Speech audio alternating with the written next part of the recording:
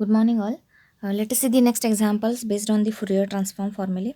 So, find the Fourier sine transform of e raised to minus ax upon x. So, Fourier sine transform is transform formula is fss equal to 0 to infinity fx sine sx dx. 0 to infinity, this is your given function. So, take as fx. So, put the fx value here, 0 to infinity e raised to minus ax upon x sine sx dx. So, here again this example is of DAS rule because we can't solve this integration by the regular method because it contains the three terms e raised to minus ax upon x, and that is exponential function, trigonometric function, and again algebraic function. So here this example contains the algebraic function in the denominator, and if there is one hint you can remember that if the algebraic function is in denominator, then we can't solve that integration by using the regular method, that is Elliott rule or UV rule. So here the algebraic is in denominator, so UV rule fails, also Elliott rule fails. So here we use the next method, that is DS rule. So here x is variable, another letter is s, so assume this integration is equal to I of s. Next type of DIS rule is take the integration on both derivative on both sides. So I derivative is di by ds with respect to s, of course, is equal to 0 to infinity. Take the derivative of this inside function with respect to s. So inside function with respect to s, we are taking the partial derivative. So e raised to minus ax upon x doesn't contain s because we have to take the integration with respect to s of e raised to minus x upon x into sine sx. So here with respect to s, this is your partial notation, partial derivative notation. So with respect to x, with respect to s, x is constant. So here constant term is e raised to minus ax upon x. So this is multiplicative constant. So write as it is and take the derivative of sine term only. So sine sx derivative with respect to s by using sine b derivative formula.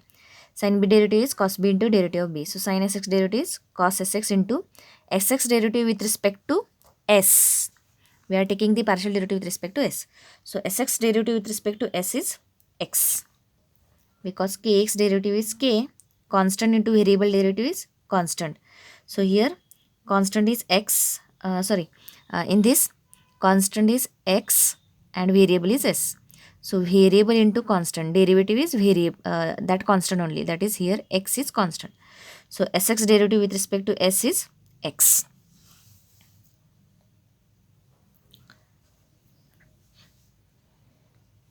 So simplify this, x get cancelled, so we get e0 to infinity e raised to minus ax cos sx dx. So here because of denominator x, we can't evaluate this integration by using UV rule and Elliott rule. So use the DIS rule. So IS, then take derivative on both sides. So after taking the derivative, the denominator x is cancelled with this numerator x. So we get the regular integration, and this can be solved by using regular direct formula. Which formula? Integration of e raised to ax into cos bx dx. In previous example, we applied the for sine term. Same formula is for cos term is present.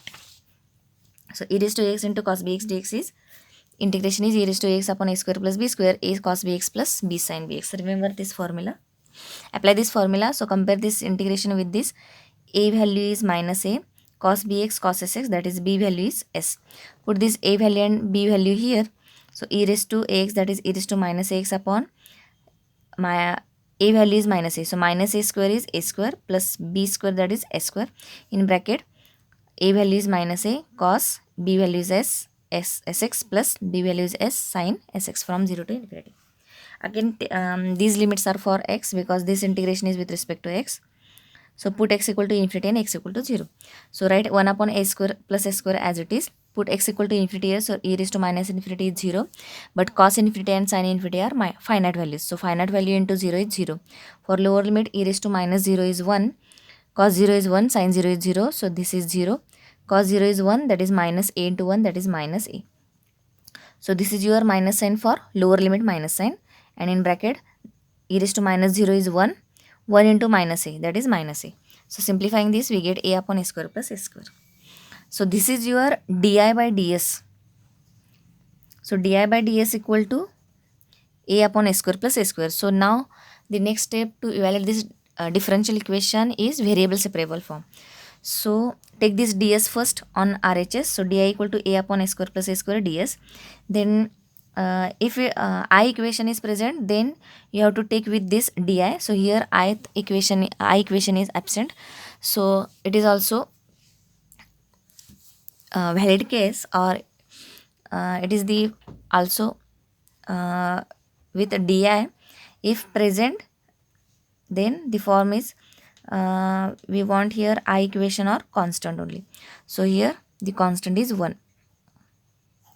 So di equal to, and with ds we want the s equation. So s equation is a upon a square plus a square ds. So this is your variable separable form. Solve this differential equation or solve this variable separable form by taking directly integration on both sides. So di integration with respect to I is I, because dy integration, differential equation with respect to y, dy with respect to y is y. Same as di integration is I is equal to a is constant with respect to s. So here the on RHS the differential is ds. So take the integration with respect to s. So a as it is, integration of 1 upon s square plus a square ds. A as it is, which is constant. So for 1 upon s square plus a square, use 1 upon x square plus a square formula. So this is your direct integration formula. Formula is 1 by a tan inverse x by a. So here it is in the form of s variable. So here 1 upon a tan inverse, instead of x by a we have to take tan inverse s by a plus integrating constant c. So in previous example, after solving the variable separable form, we are taking the integrating constant in the form of log, that is log c we have taken, because the answer contains the log term, hence we take the log c here, that is integrating constant. But here it is not necessary, because I equal to is your answer. So there is no need to take the log c integrating constant, just take the c constant. So I equal to a get cancelled, so I equal to tan inverse s by a plus c. Now we have to find the c value. So by putting the initial condition is put I equal to 0, s equal to 0. In this equation we get I means I of s. So I 0, put s equal to 0. So I 0 equal to c plus tan inverse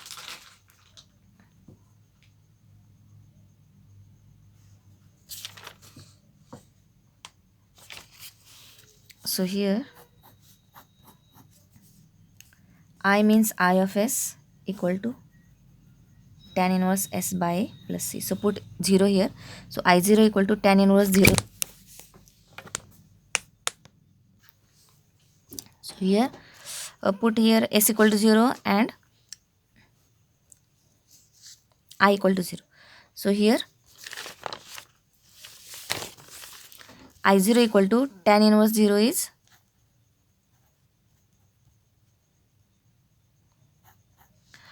you can just put s equal to 0. So I of 0 equal to tan inverse 0, that is 0 plus c. So we get c equal to I 0. But again this constant value is in the form of unknown term. So we have to find this I 0 by the original equation. And the original equation is IS equation. So IS equal to this integration. So put here s equal to 0. So we get I 0 equal to 0 to infinity e raised to minus ax upon x, sin 0 is 0. We are putting here s equal to 0. So sin 0 is 0. So integration of 0 into any number is 0. So integration of 0 is 0. So we get I 0 equal to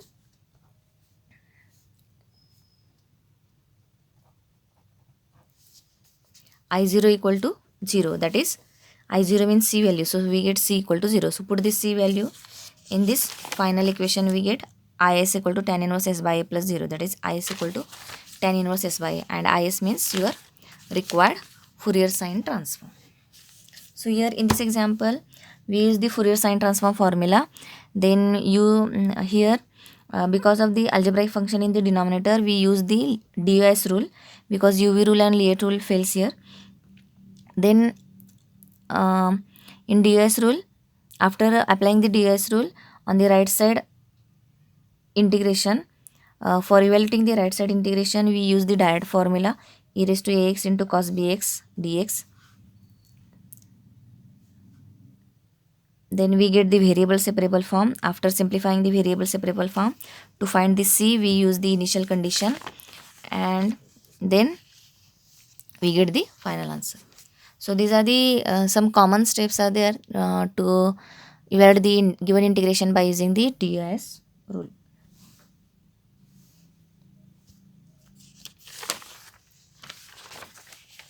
So the next example is, find the Fourier cosine transform of this fx 1 upon 1 plus x square, and hence find the Fourier sine transform of phi x.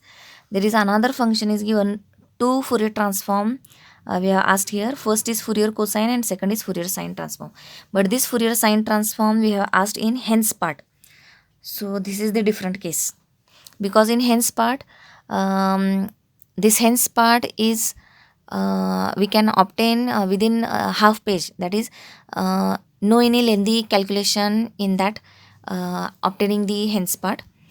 So it is the general case that in hence part, by using the previous part answer, that is Fourier cosine transform answer, we have to find the Fourier sine transform. That is, this Fourier sine transform, if we ask separately as an example, then we will use the Fourier sine transform formula and we will evaluate the integration. But this Fourier sine transform comes in under the hence part.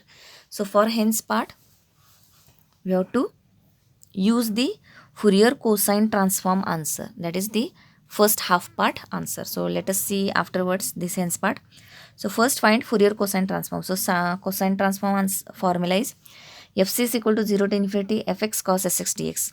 So here fx is 1 upon 1 plus x square. So put this 1 upon 1 plus x square cos sx dx. So now again the algebraic function is in denominator. Algebraic function is 1 plus x square. So as algebraic function is in denominator, so you can't apply UV rule and Liet rule. You can check in roughly. So now the next thinking is we have to apply the DOS rule.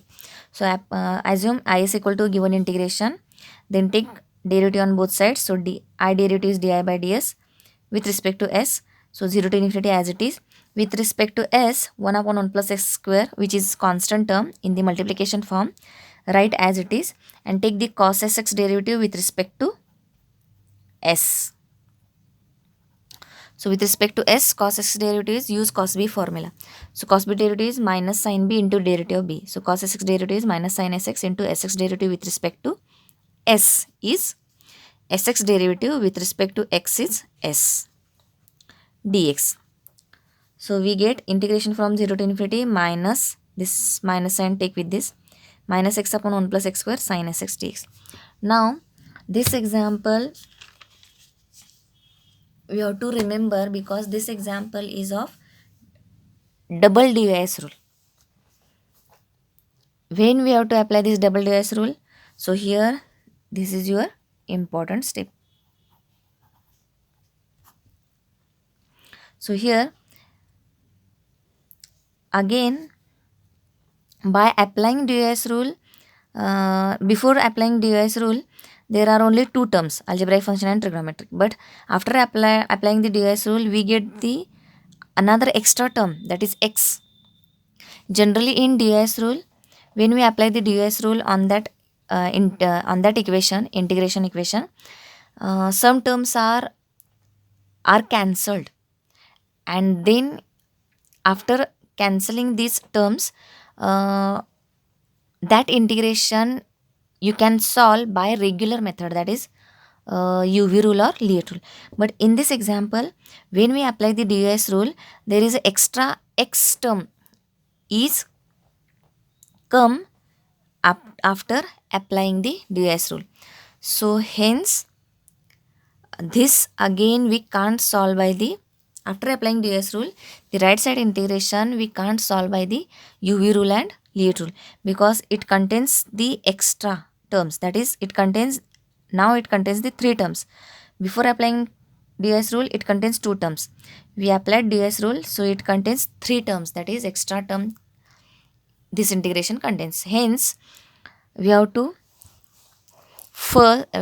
apply the again ds rule.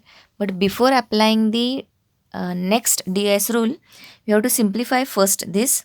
So this is the important step in applying the before applying the second time ds rule. So here multiply and dividing by x into x is x square, so x into 1 plus x square or x square plus 1. Then on numerator take or adjust 1, that is take plus 1 and minus 1, and then separate out these two terms as x square plus 1 upon this term into sine term minus 1 upon this term into sine term. So x square plus 1 upon this term, in this bracket gets cancelled and we get sin sx dx upon x. This integration you have to take separately. Then plus this minus get plus 0 to infinity 1 sin sx upon this term, sin sx upon x into 1 plus x square dx. And this integration we have the direct formula. Actually this integration we have solved, or we get the answer of this integration in the hence part in previous example. But you can remember this as a formula. So the formula is, you can remember as a formula as 0 to infinity sin sx upon x dx is equal to pi by 2. So this is your next new formula. So put this pi by 2 directly. So minus pi by 2 and plus second integration. Minus pi by 2 plus second integration. So this is the left side of di by ds. Now you can use the double dis rule. So in this example, first we use the dis rule, then adjust the two terms, that is multiply x to numerator and denominator, then adjust plus 1 minus 1, and then by separate out we get first integration as direct value, that is pi by 2, and the next integration as it is. Now use the double dis rule. So for double dis rule, di by ds next derivative is d2i by ds square is equal to pi by 2 is constant, derivative 0 plus 0 to infinity as it is. Now we have to take the derivative, partial derivative with respect to s. This is your ds rule. So with respect to s, 1 upon x into 1 plus x square, which is constant, write as it is, and take the sin sx derivative with respect to s, because we have taken the with respect to s derivative. So sin b derivative is cos b into derivative of b. So sin sx derivative is cos sx into sx derivative. The ds rule is dabba by s of sin sx. So sin sx derivative is cos sx into sx derivative is with respect to s is x. So this x get cancelled, and after cancellation whatever the remaining function, then only we can find the integration value by regular method. In this example, the cancellation is not there, extra term comes here, so hence we use the adjustment and then use the double dis rule. Now this integration is we are not solving this integration because this is your original integration, is cos sx upon 1 plus x square, cos sx upon 1 plus x square. So after applying the double dis rule, we get on right side integration, which is your original integration, that is is. So write in the form of notation. So d2i by ds square is equal to right side integration is is. So in ds rule, it is the common method that after applying the ds rule, we get the original integration on the right side also.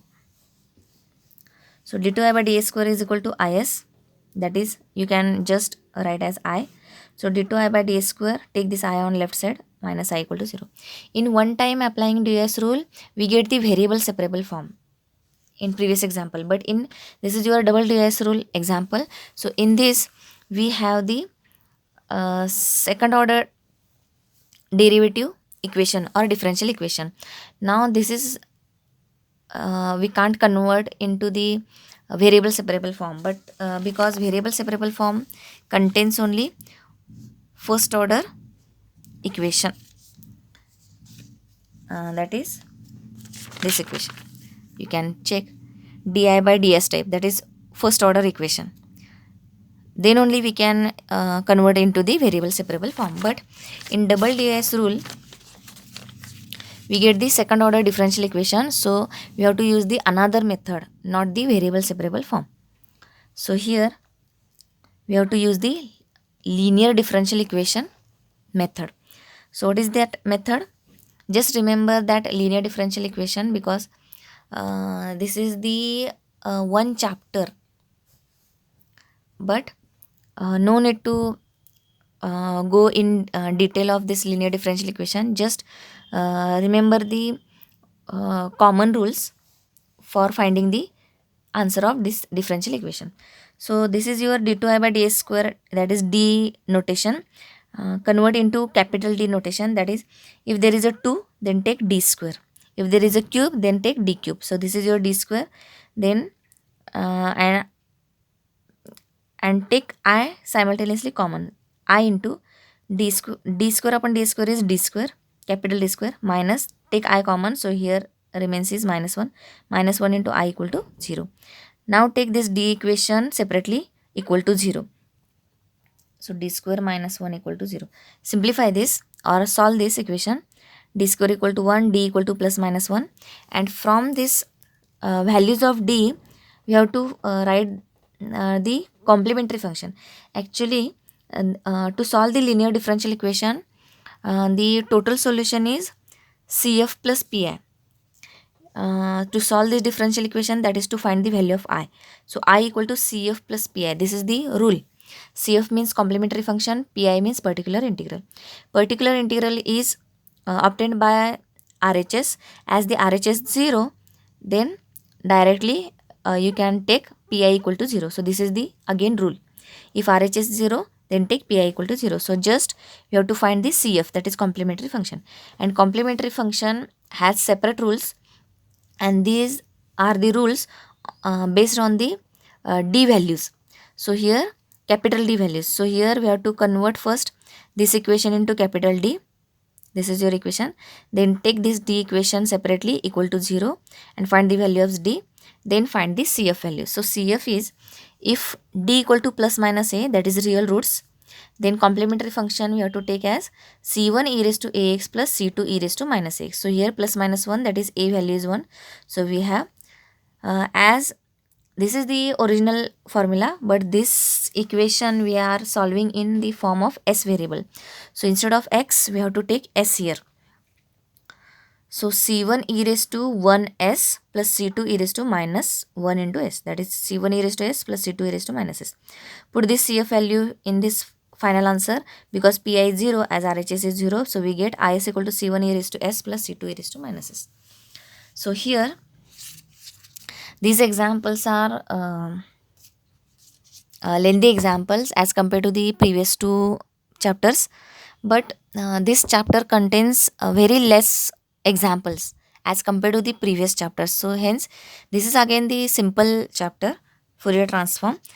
Only thing is that we have to repeatedly practice these same examples, because in exam very in straightforward the examples are given in exam.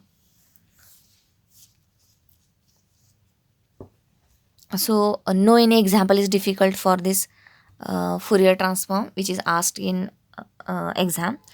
So just practice more and more of these same examples.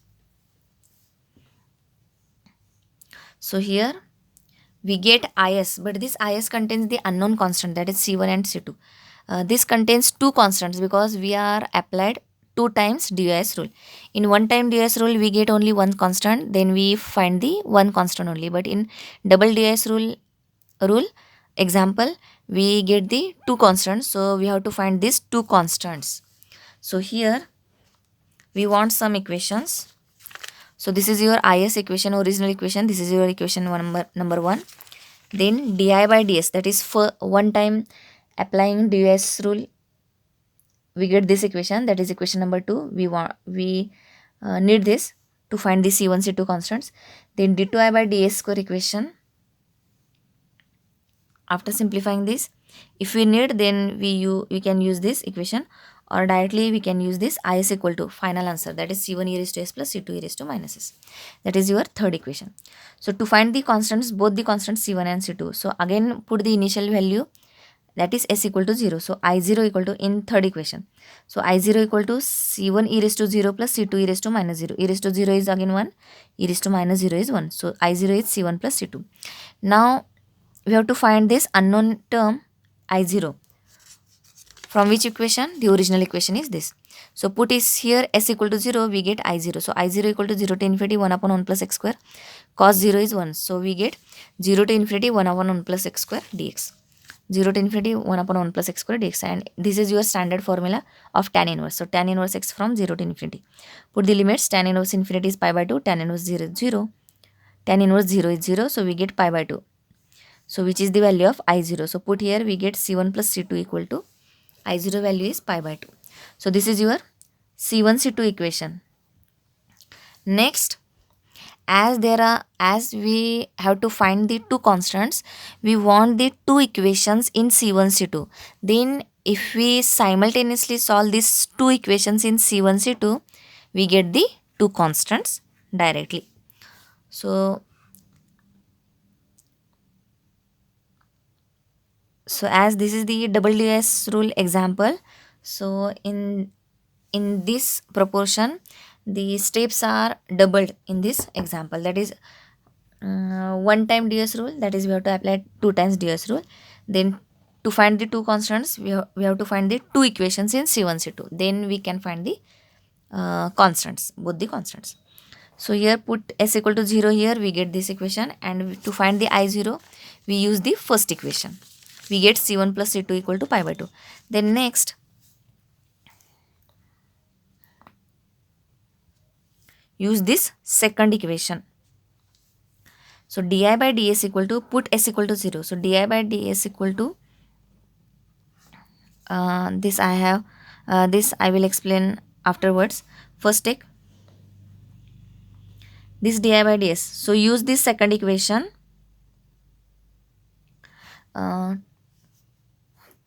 There are some steps that to have this C1 C2 first equation, we use equation number 1, which is of is, and equation number 3, which is again in the form of is.